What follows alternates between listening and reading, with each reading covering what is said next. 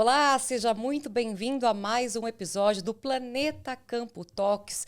Hoje nós vamos falar sobre a imagem do agronegócio brasileiro e também as estratégias para melhorar a nossa credibilidade, não só aqui no Brasil, mas também lá fora.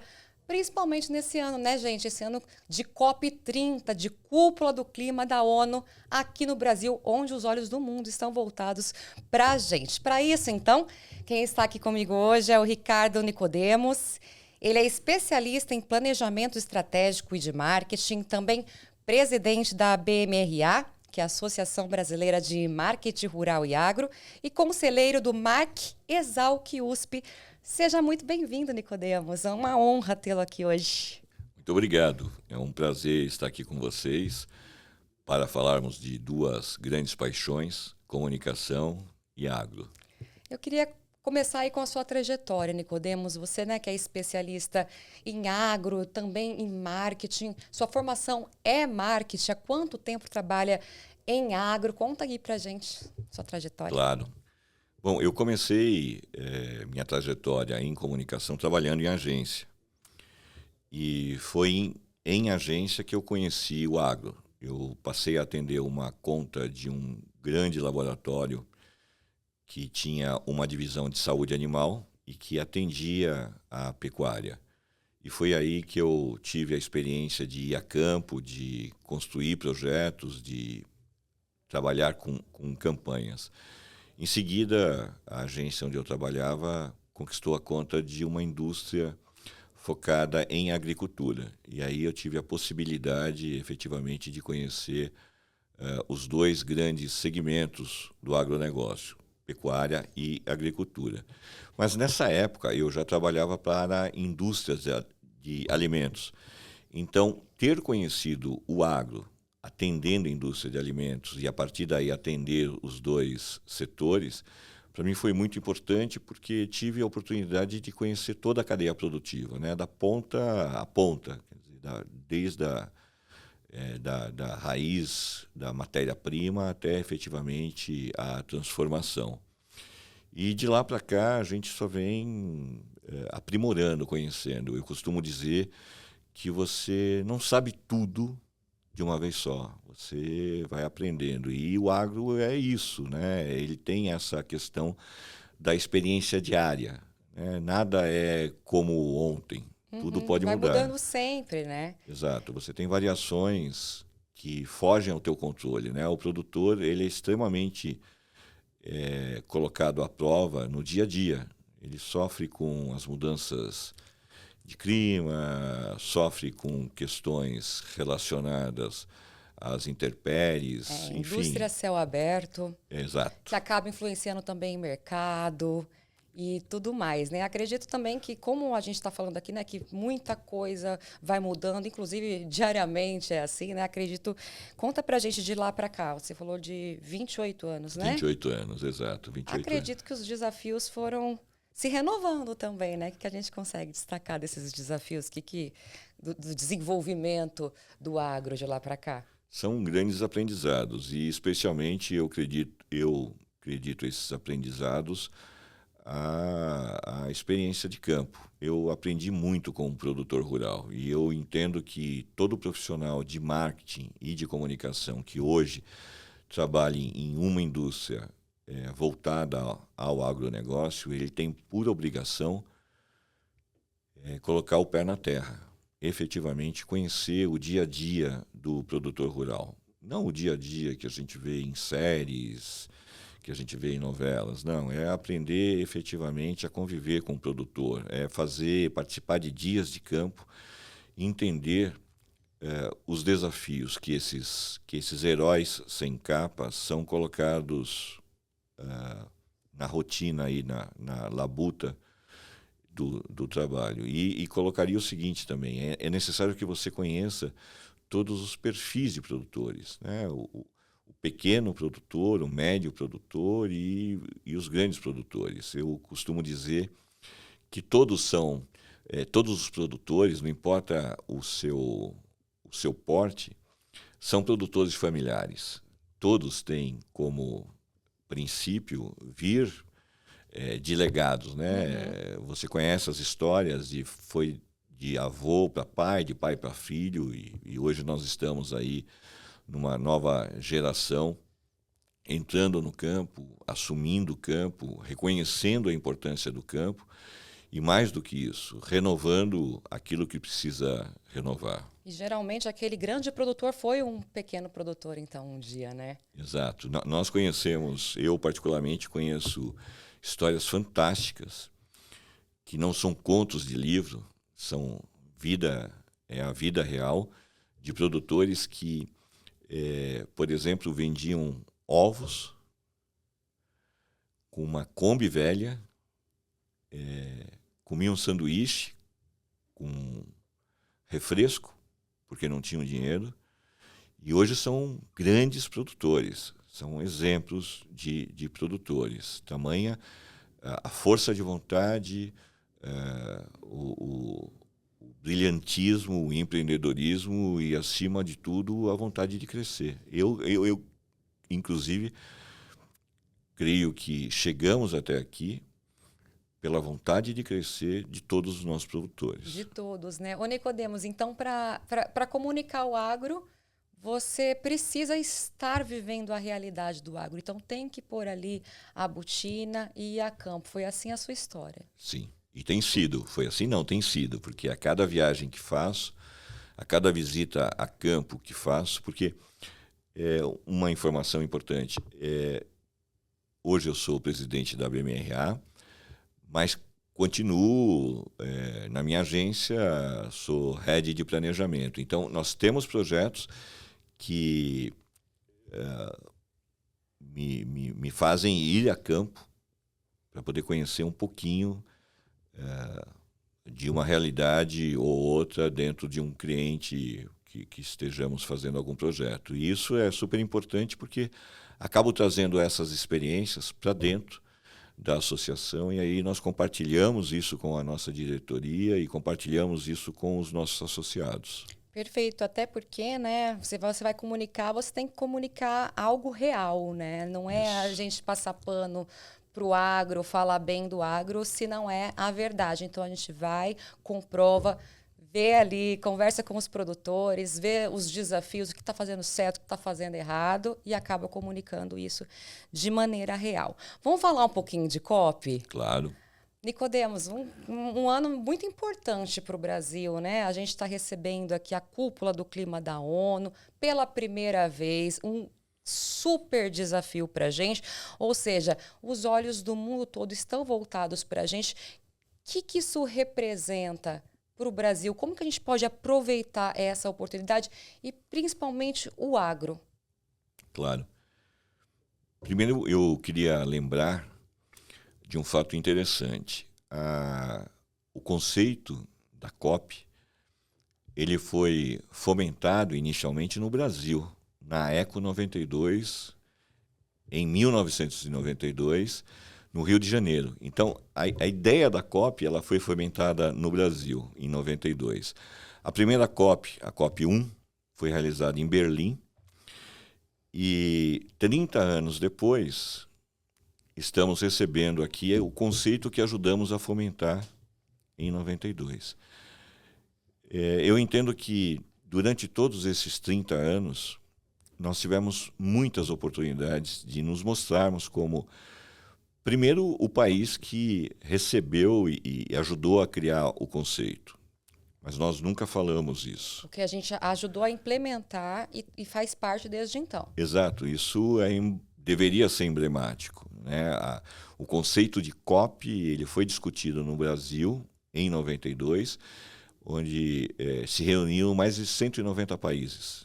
Então, nós recebemos no Rio de Janeiro, em 92, mais de 190 países, e daí surgiu essa ideia da COP. Mas aí fomos para Berlim para começar. Começamos em Berlim e, ao longo dos anos, o Brasil, sim, ele sempre participou, mas ele nunca teve o protagonismo que deveria ter. Até porque nenhum outro país no mundo tem a história de inovação e evolução que o agro brasileiro tem. Veja, há 50 anos, nós saímos de um país em que a situação era de um grande importador de alimentos, de grãos e proteínas, sobretudo. Muita gente não sabe, mas tem fatos até engraçados que aconteceram no Brasil há algumas décadas, como a carne de Chernobyl. O Brasil importou carne de Chernobyl. Se a gente buscar em noticiários da época, nós vamos ver isso. E hoje nós somos um dos grandes líderes do agronegócio. Nenhum outro país tem a história de crescimento, de inovação e de sucesso que tem o país. O Brasil é um dos grandes líderes que seguem as normas e as orientações sobre sustentabilidade e cuidados com o meio ambiente. O Brasil é um dos poucos países que tem uma legislação ferrenha e obrigações impostas aos produtores que são seguidas. Mas nós perdemos a oportunidade de contar isso, de contar essas histórias, de contar as nossas histórias. E quando nós não contamos as nossas histórias, alguém o fará e da maneira com que achar mais conveniente. Portanto, eu entendo, eu vejo que COP30 é uma excelente oportunidade para que o Brasil conte a sua história, mas da maneira correta, com fatos, dados, e ilustre isso principalmente com essas histórias que os produtores construíram ao longo destas últimas 5 décadas, ou melhor, desde a primeira COP. Se nós pegarmos o histórico do que fizemos desde a primeira COP, nós teremos um livro fabuloso, ou uma orquestra trabalhando em pró de alimentar o mundo. E esse livro, ele deve ser divulgado, esse livro, que é essa história de 30 anos aí, para a gente poder chamar a atenção aqui na COP30, está sendo falado sobre isso, contar essa trajetória do Brasil nas COPs, seria interessante, ó. É verdade. Eu percebo, nós observamos que há vários capítulos e são vários autores.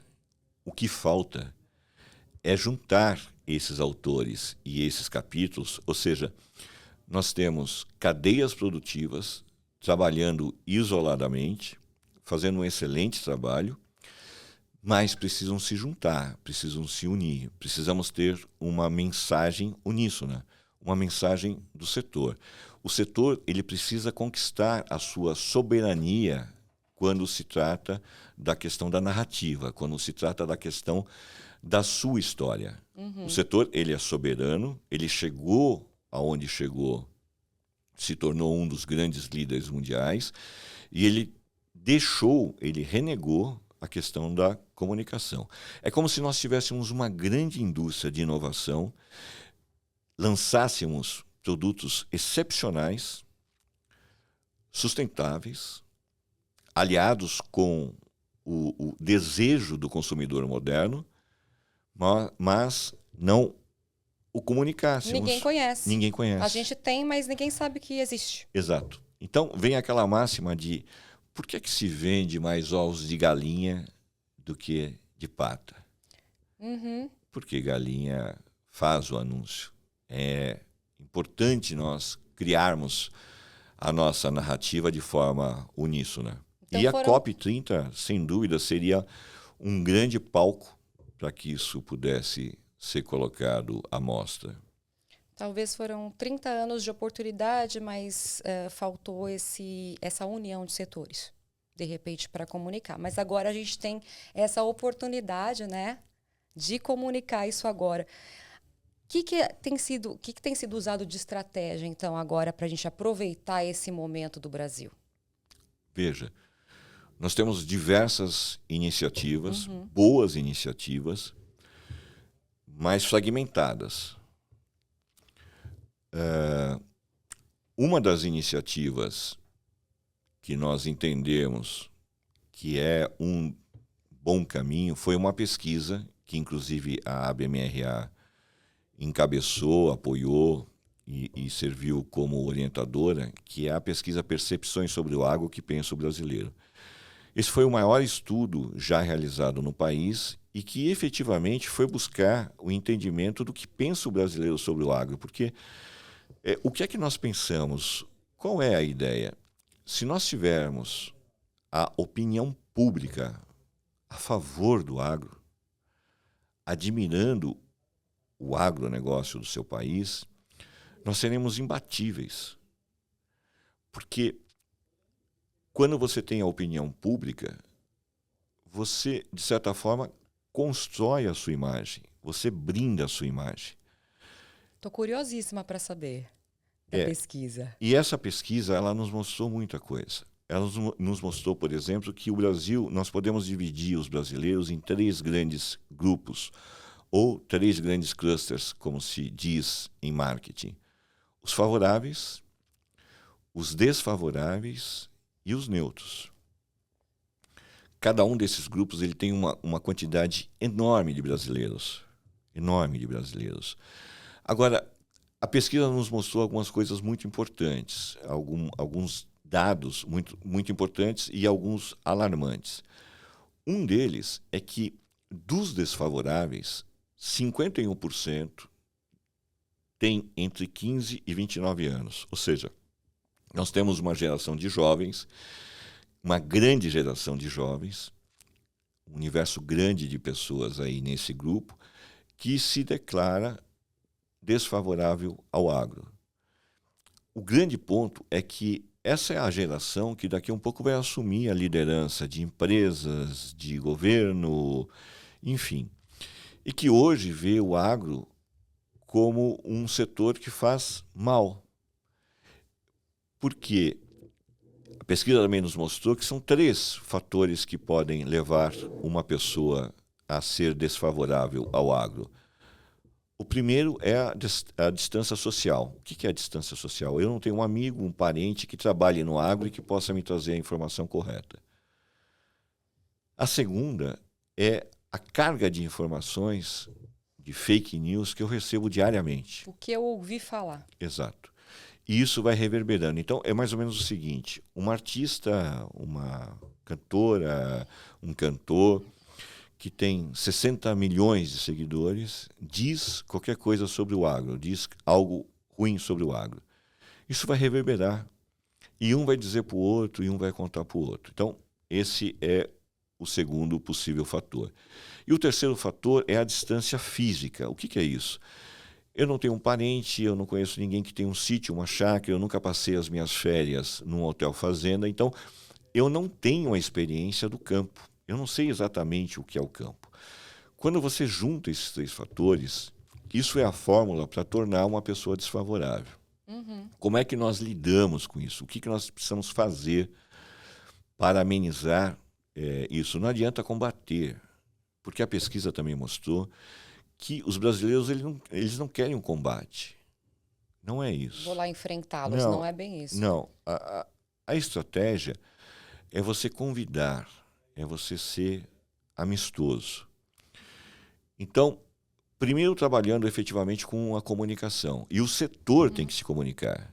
É o setor quem se comunica. Não adianta você fazer comunicação fragmentada, um ou outro. O setor precisa se unir e ele criar a sua narrativa e trabalhar efetivamente com fatos e dados. O segundo é estimular a conexão entre a cidade e o campo. Porque quando você estimula isso, por exemplo, com ações incentivando o turismo rural ou a visita a cidades vizinhas, a propriedades rurais, estudos mostram que, ao tomar contato com o campo, as pessoas elas mudam a sua percepção. Porque veem ali famílias dedicadas, fazendo um trabalho sério, fazendo um trabalho árduo. Então, o que nós temos como visão? Que nós precisamos mostrar para a sociedade urbana que o setor evoluiu muito com tecnologia e inovação, que ele trabalha seguindo trilhas da sustentabilidade. Veja, o setor não é perfeito, mas ele evoluiu.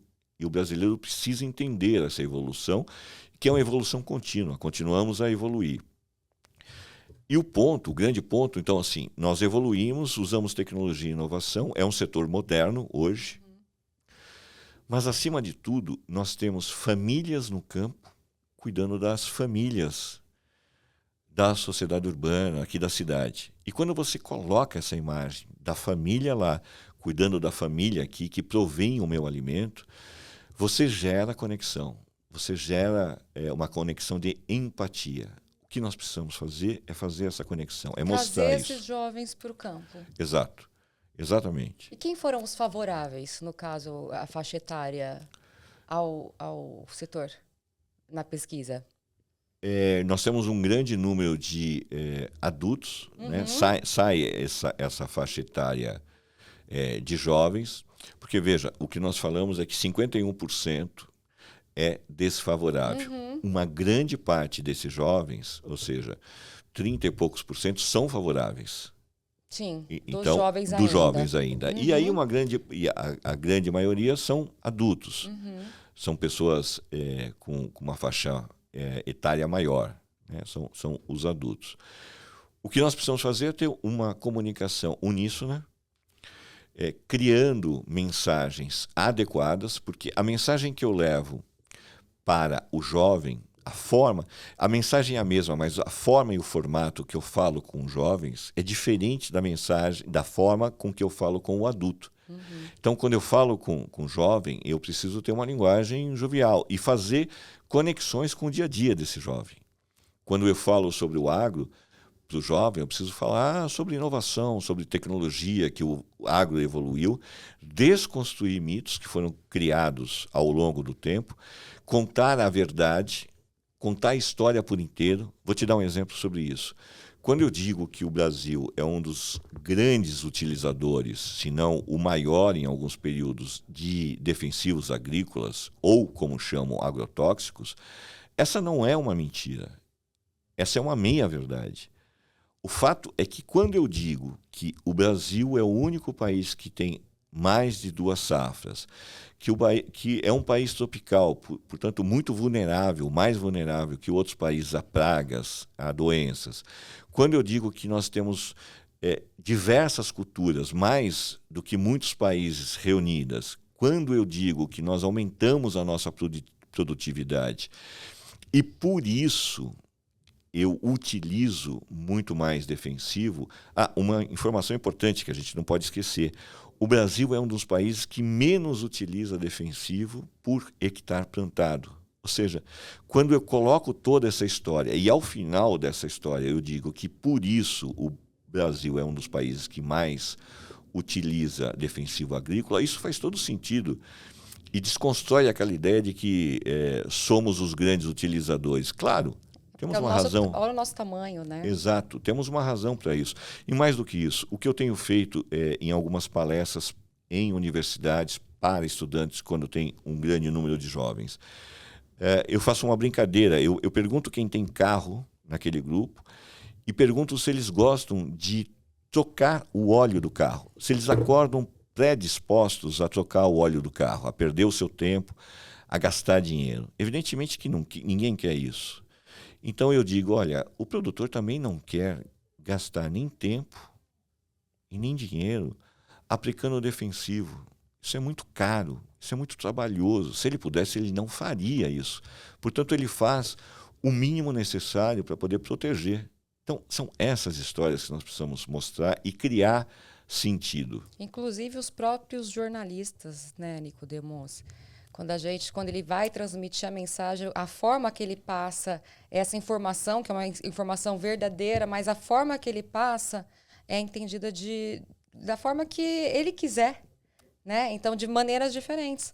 Você pode dar a mesma notícia, mas de uma forma diferente, né? Já explicando a condição do Brasil por ser um grande comprador, né? Que utiliza também o agrotóxico, no caso, defensivos, né? Que nós usamos muito defensivo também, bio, né? Sim. Então, assim, é natural, não é químico e tudo mais, mas as pessoas esquecem dessa parte e focam no outro, né? Exato. Por isso que nós defendemos e temos trabalhado muito para que o setor tenha a soberania da sua comunicação, para que o setor efetivamente traga para si a responsabilidade de criar essa narrativa de criar e mostrar a história baseada em fatos, em ciência. Porque quando o setor, e não uma das cadeias, fizer efetivamente isso, ok, o jornalista vai poder falar, mas a sociedade urbana terá a informação por completo. Uhum. Porque o setor explicou, o setor disse, o setor contou. Agora, como a gente se comunica? A gente está falando aqui da sociedade urbana, né, nesse bate-papo. E em relação ao mundo, né, internacionalmente, que vê uma imagem negativa aqui, principalmente quando se fala de desmatamento, de emissões, como que a gente tem se defendido em relação a isso, Nicodemos? Não temos. No meu ponto de vista, nós não temos uma estratégia de comunicação que efetivamente mostre isso. E olha que nós temos, de novo, grandes oportunidades para contar isso. Às vezes, quando pega fogo em uma cidade no exterior, destrói, enfim, causa prejuízos e tudo mais, não se fala sobre responsáveis. Se fala do problema. No Brasil, não. Qualquer queimada que aconteça, efetivamente é atribuída ao agro. O produtor que colocou fogo. Exato, mas é porque o setor não construiu efetivamente a sua estratégia de comunicação. E é isso que nós estamos conclamando as cadeias a se unirem e a criar essa estratégia de comunicação. Porque, veja, primeiro nós precisamos fazer a lição de casa. O que é a lição de casa? Nós precisamos contar e construir essa comunicação dentro do Brasil. Tudo que é feito aqui dentro... Veja, o país, ele é um país transcontinental. Quer dizer, as dimensões do Brasil se equipara a unir diversos países da Europa, por exemplo. E se nós fizermos a lição de casa aqui, isso vai reverberar lá fora. Nós precisamos contar aqui e, simultaneamente, trabalhar a nossa imagem lá fora. E olha, história nós temos, fatos nós temos. O que nós estamos fazendo é negligenciando, botando uma peneira em cima disso e deixando seguir. Isso só vai diminuir quando efetivamente nós tivermos uma estratégia muito bem elaborada, baseada em dados e fatos, para que construamos aí uma imagem positiva. A gente pode aproveitar a COP aqui para melhorar esse cenário? Eu entendo que é um grande palco, é um grande pontapé inicial. Até porque, né, a gente preserva mais de 60% do nosso território, né, com vegetação nativa. A gente tem um código florestal muito rígido, o mais rigoroso do mundo, né, e tudo mais.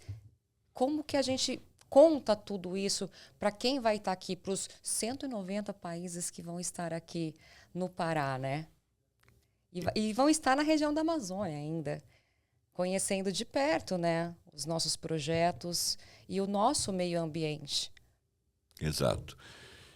Não é uma super oportunidade? Sim, sem dúvida. Oportunidade ímpar. E, primeiro porque serão recebidos com a hospitalidade calorosa, que é singular ao brasileiro. Segundo, que é, como você disse, eles estarão no meio e próximo ali da Amazônia. Eles deveriam fazer algum tour, né, um passeio antes. A gente tem que comunicar antes. Isso. Para eles chegarem lá e... Deixa eu ver se isso é verdade. Isso, exatamente. Quer dizer, nós temos a oportunidade de receber na nossa casa grandes lideranças, e isso vai reverberar para o mundo inteiro. Mas, de novo, aí eu volto para o ponto. Nós precisamos ter a estratégia de comunicação. Eu entendo que não adianta você trabalhar isso de forma fragmentada. Cada uma das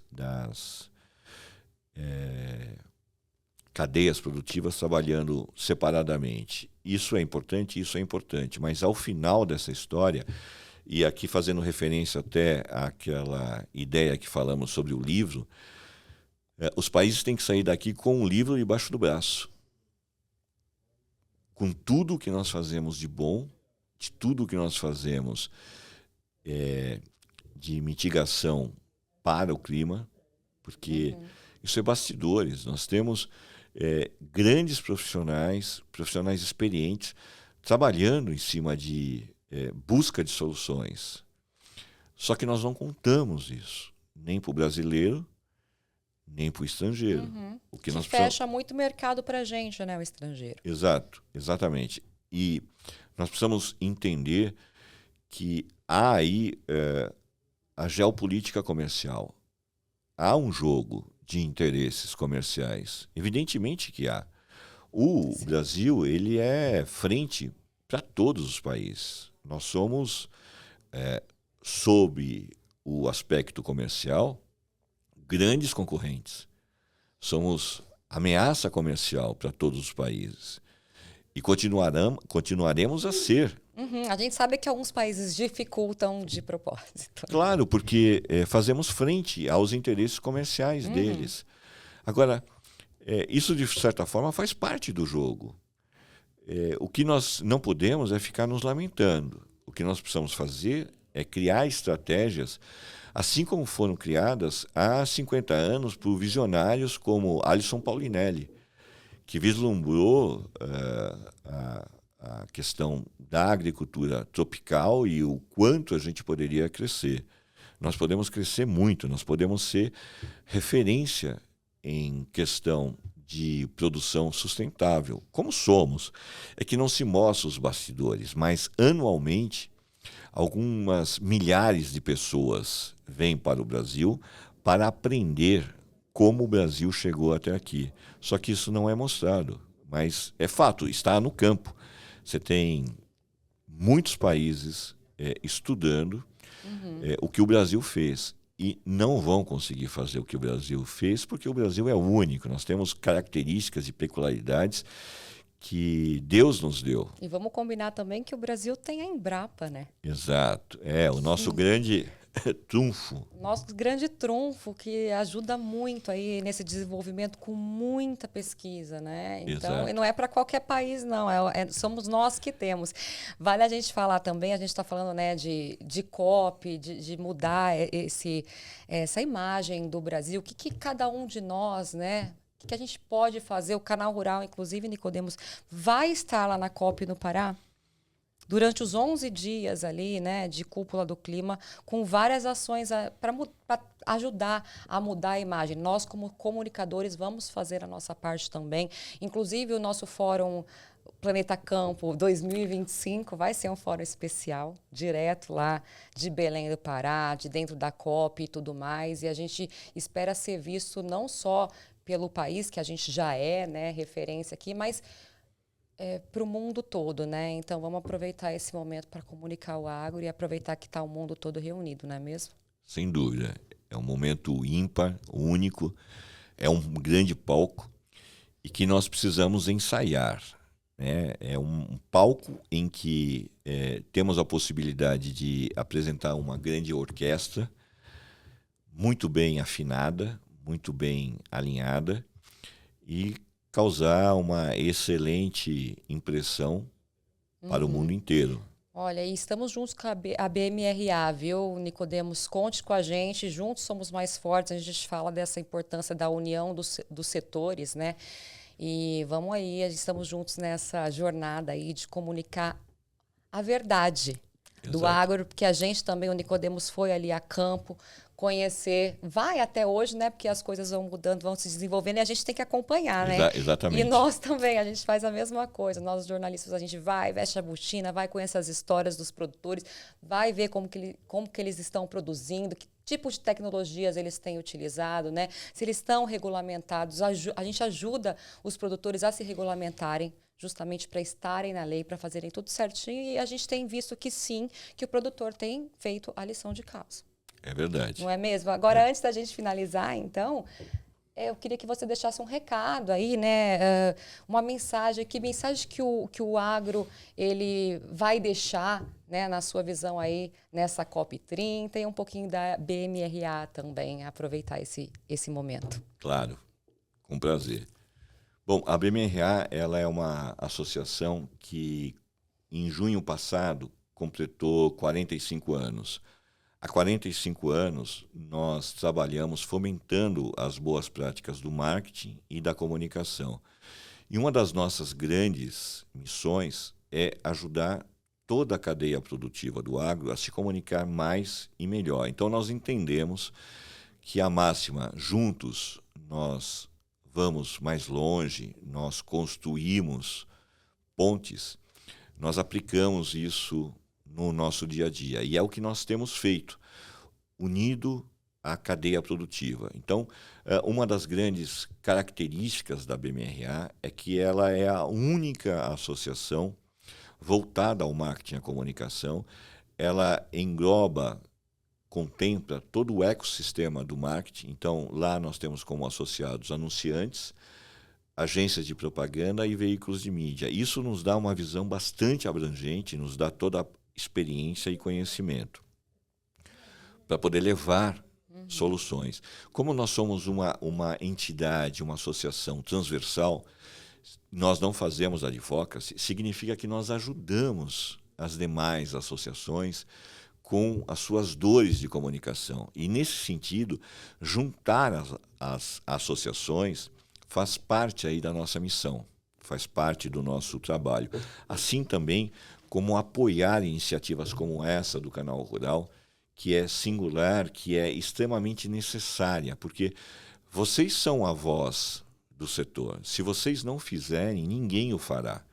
E nós respeitamos e admiramos muito o trabalho que vocês desenvolvem. Essa iniciativa de levar informação sobre a COP, estar sobre a COP para o produtor rural é extremamente necessária, porque muitos desses produtores, eles não sabem o que isso significa. E é importante levar essa informação. Portanto, eu quero colocar a BMRA à disposição de vocês.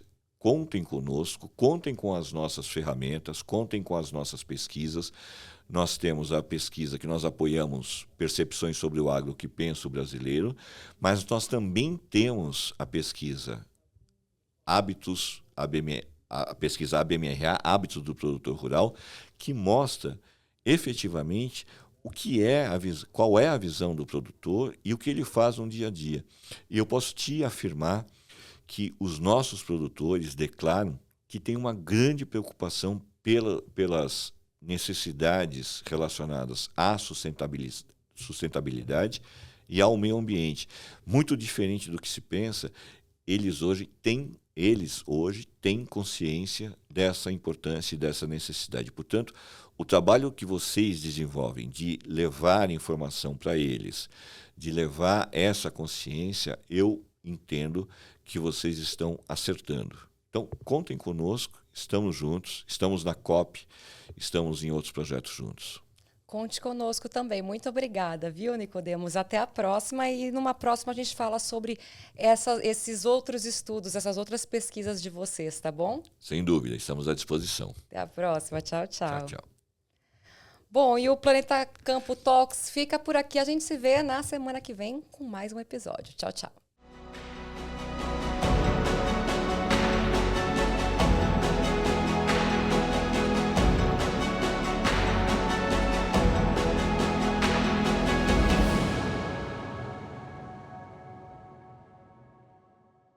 Planeta Campo Talks. Patrocínio JBS. Há 70 anos alimentando o que alimenta o mundo. UPL, reimaginando a sustentabilidade. Apoio SLC Agrícola, produzindo com eficiência e sustentabilidade. Infinity, gestão de resíduos. Associação Brasileira dos Criadores de Zebu, a BCZ de todos. Campo Forte, nosso forte é fazer você produzir mais.